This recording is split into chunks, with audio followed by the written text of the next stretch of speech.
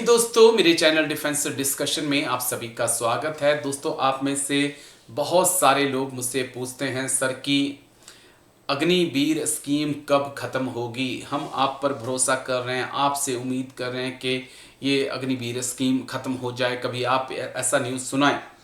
मैं भी चाहता हूं कि ऐसा न्यूज़ आए कि मैं कह दूं एक दिन कि अग्निवीर स्कीम खत्म हो चुकी है, या ये कह दूं कि अग्निवीर स्कीम में एक बड़ा बदलाव हुआ है और 75% अग्निवीरों को सरकार परमानेंट करेगी, सिर्फ 25% अग्निवीरों को जो है सरकार सीएपीएफ में एडजस्ट करेगी।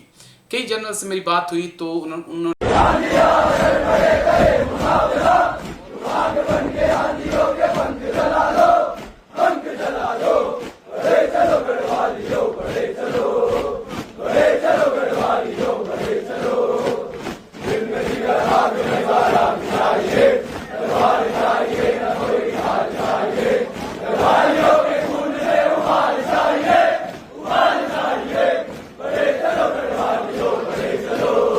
भी कहा कि आर्मी की तरफ से प्रपोजल सरकार को भेजा गया है, लेकिन अभी सरकार अपने फैसले पर अड़िग रहना चाहती है।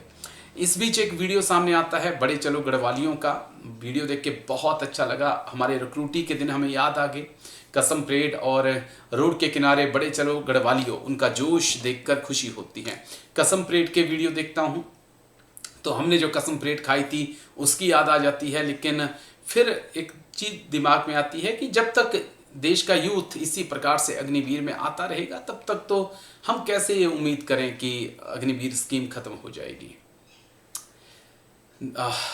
देखिए ना, आपके और मेरे वीडियो बनाने से, आपके कहने से चीज़ें नहीं बदल रही हैं। आज मोदी सरकार का कहना है कि भाई हम हरियाणा चले जाएं जहाँ से सबसे ज़्यादा फौजी आते हैं, हम यूपी चले जाएं, हम बिहार चले जाएं, वहाँ से तो हमें झोली भरकर वोट मिल रहे हैं, झोली भरकर सीटें मिल रही हैं। हम 50 की उम्मीद करते हैं लेकिन हमें 80 सीटें मिल जाती हैं। तो इसका मतलब हमने जो फैसले लिए हैं, चाहे उसमें अग्निवीर है, दूसरे फैसले वो सही हैं। अगर हमारे फैसले गलत होते तो परिवारों में एक नाराजगी होती, उनके रिश्तेदारों में नाराजगी होती, अग्निवीरों में नाराजगी होती, तो वो नाराजगी वोटों में दिखती। और कोई भी गवर्नमेंट है, चाहे मोदी गवर्नमेंट है या दूसरी कोई गवर्नमेंट आ जाए, सबके लिए तो अपनी सत्ता प्यारी होती है। और जब तक गवर्नमेंट को लगेगा कि भाई अग्निवीरों के परिवार जो हैं हम पर कोई प्रेशर नहीं बना पा रहे हैं, या हमारी सत्ता इनकी वजह से नहीं जा सकती है, सरकार क्यों सोचेगी आपके बारे में। आप 3 कृषि कानूनों को याद कर लीजिए। मोदी सरकार उन कानूनों को लेकर आती है, बहुत कड़ाई के साथ उनके साथ खड़ी रहती है, लेकिन किसान आते हैं, दिल्ली के बॉर्डर पर बैठ जाते हैं, सर्दियां, गर्मियां, बरसात सब निकल जाती है।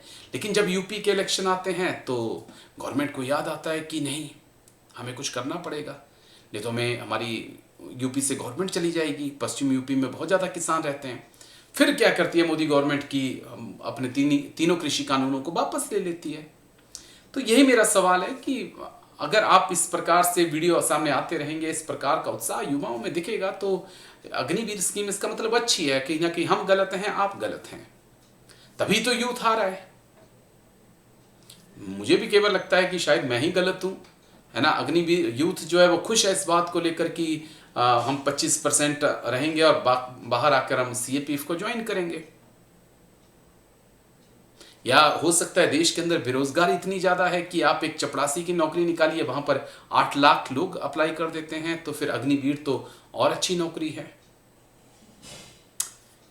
तो कहने का कुल मिलाकर मतलब यह है कि अग्निवीर खत्म करने के लिए आपके माता पिता को, आपके रिश्तेदारों को, आम जनता को कहीं ना कहीं सरकार पर एक प्रेशर बनाना पड़ेगा। आपको अपने विधायकों से, अपने सांसदों से जो है अग्निवीरों को लेकर सवाल पूछने होंगे। नहीं अगर आपकी सुनी जाती है तो फिर वोट नहीं देना होगा। तब जाकर अगर सरकार को ऐसा लगेगा कि यार अग्निवीरों की वजह से हमारी सरकार खतरे में आ सकती है, तब मोदी गवर्नमेंट जो है इसके बारे में कुछ सोच सकती है। बाकी आर्मी तो चाहती है कि 75% को हम रखें, लेकिन चलिए देखते हैं क्या होता है। तो जब तक ये वीडियो ऐसे आते रहेंगे, ये जोश, ये खुशी युवाओं के अंदर दिखती रहेगी, तो इसका मतलब सब चंगा है, हम और आप ही गलत हैं। तो कमेंट्स करके अपनी राय जरूर दीजिएगा कि क्या है ऐसा कारण कि तमाम हमारे दिल में शंकाएं हैं स्कीम को लेकर, लेकिन उसके बाद भी युवाओं का जोश जज्बा अभी भी आने के लिए तैयार है। कहीं ऐसा तो नहीं कि हम लोग ही गलत हैं? कमेंट्स करके अपनी राय दीजिएगा।